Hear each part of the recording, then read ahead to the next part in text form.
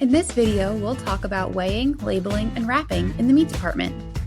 Understanding the basic components of wrapping equipment will save you time in the future. Wrapping equipment comes in many different styles and sizes and will vary from store to store. Keeping your wrapping equipment clean is an important part of your responsibilities. It's especially important to clean and sanitize the wrapping equipment between products to prevent cross-contamination. Know where your wrapping equipment safety shutoff switch is located on all automatic wrapping equipment. You will need to become familiar with proper film sizes for each wrapper and how to replace the film when it runs out. When wrapping, be aware of the time in the prep room. Always limit the time that the unwrapped meat products are in the prep room to 30 minutes. Also be aware of the packaging and be sure to use the correct film size to ensure the best wrap job possible.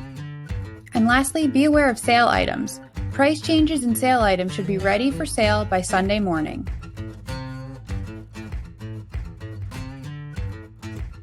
Pay attention to where you place the labels. Labels from our scale should go in the upper right corner of the package. The point of sale labels should go in the lower left corner of the package. Always check for accuracy and that the product label matches the product inside the package. If you enter the wrong code into the auto wrapper by accident, the products may be labeled incorrectly.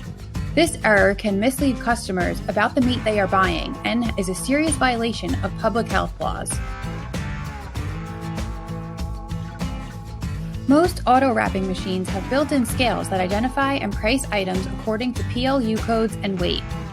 Always press the red shutoff button before reaching inside. Always turn off the auto wrapper before fixing jams or reaching inside the machine.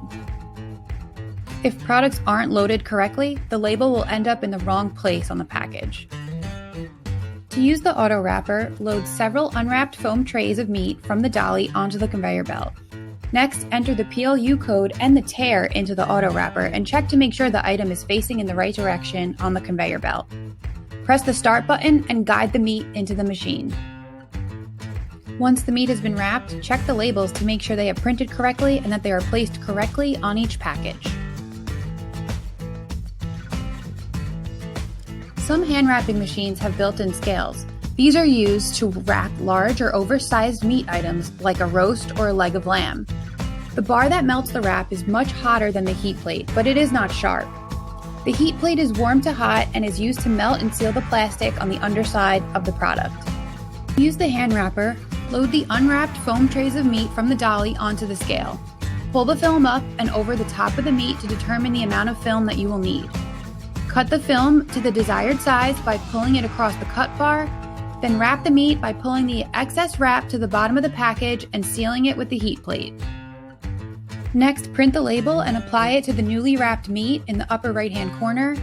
And lastly, check all labels to make sure they are printed correctly and they are placed correctly on the package. That's all for now. Thanks for watching.